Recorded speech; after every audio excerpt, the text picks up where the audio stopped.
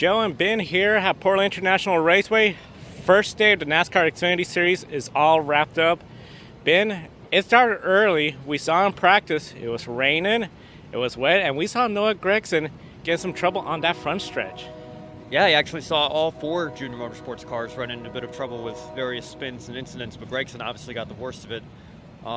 It was very weird just going down the straightaway. I guess the weather was just too much for the slick tires, and he lost it and ended up going into the wall, so he had to go to a backup car. So it's going to be interesting to see if that sets him back for the race, or, it's usually a wild card when you have to go to a backup car, so we'll see if that affects anything. And of course, backup car, we had qualifying today.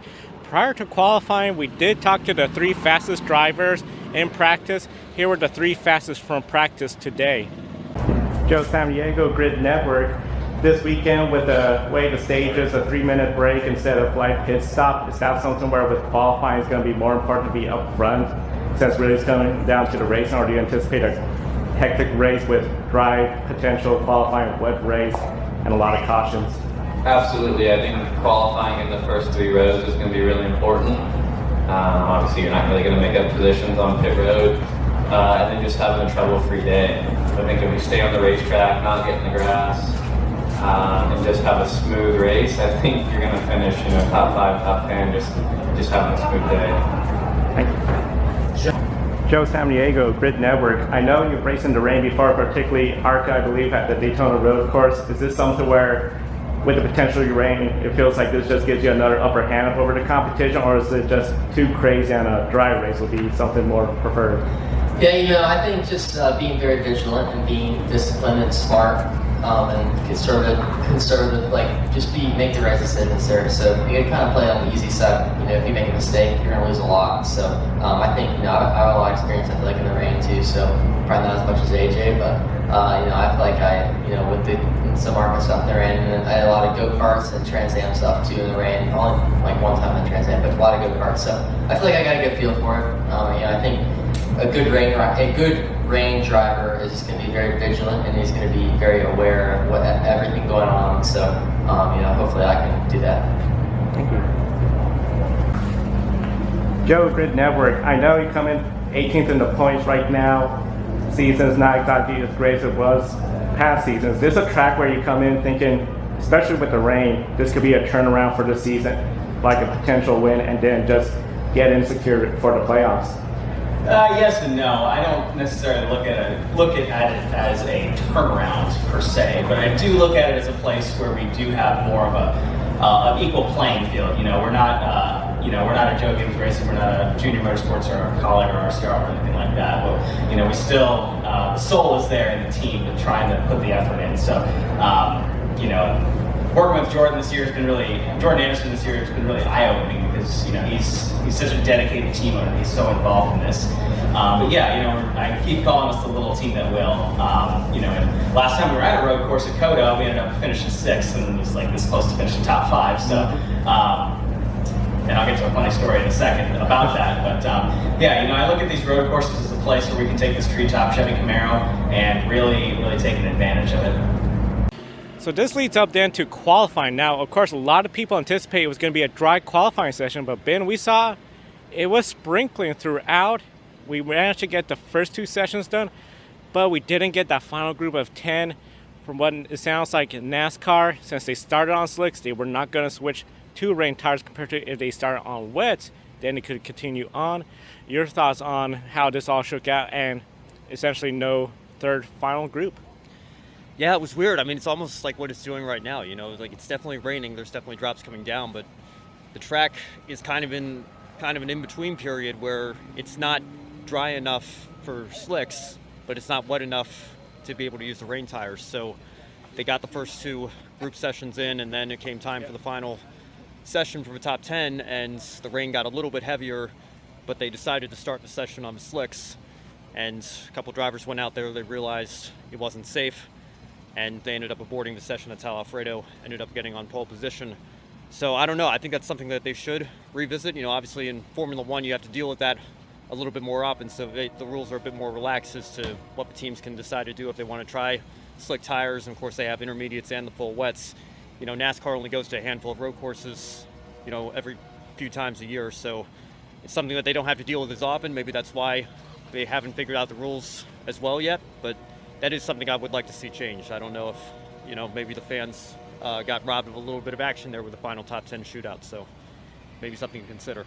Especially first time here in Portland, we saw a good turnout today all around. Of course, we anticipate it's going to be more of a turnout, and especially Xfinity Series only. We don't have the Cup Series. We don't have the regulars where they're going to draw names, but we're seeing fans with Cup Series merchandise, Bubba Wallace fans, Kyle Larson fans, Ryan Blaney fans out here. And as you mentioned, Anthony Alfredo took his first career pole with our Motorsports first pole as well as a team, I believe. So a lot to be proud of. Here's Anthony Alfredo and his thoughts on getting that first pole. First pole, gonna be leading everyone to the festival corners. Gotta feel pretty good, but at the same time, we know the weather situation. It looks like it's gonna be pretty wet. Does that change your strategy entering the first corner and the first lap?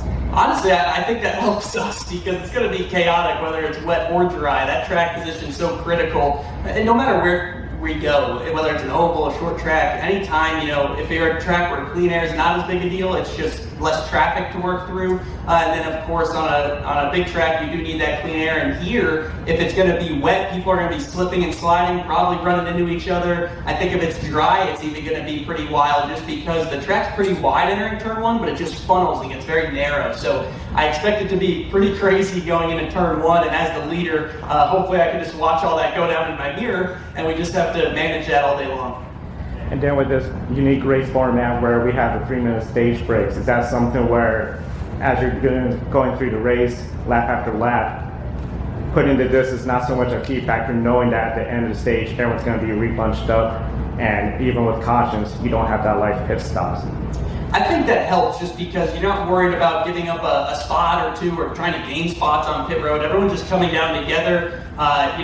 There's no pit crew to push to try to have a fast stop. You don't have to worry about getting in and out of the box. You're just kind of on a time constraint and everyone's under that same umbrella together. So we're all in the same boat. I think if we manage a track position, that's going to help us. We're all going to come down, same strategy, same game plan, just take tires, fuel, make an adjustment if we need. Hopefully we don't have to do too much of that tomorrow, but I definitely think this helps in that situation for sure. And of course, there's not a whole lot of strategy this race because of that. You're not going to try to run long or short pit before the end of the stage or something like that. You don't have the opportunity to do that. So having a track position is important because if you do everything you need to do all day long to maintain it, it should make it relatively easier. But that's all theoretical. We'll see what happens tomorrow.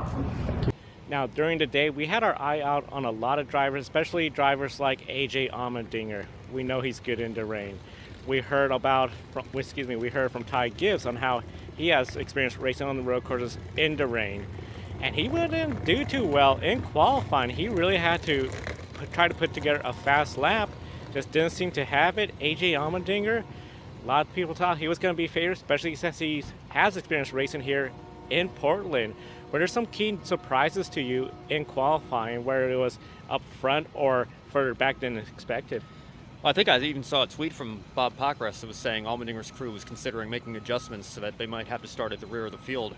They were so unhappy with their car. So, obviously every time you come to a road course, for the Xfinity Series, Allmendinger has to be on your favorites list.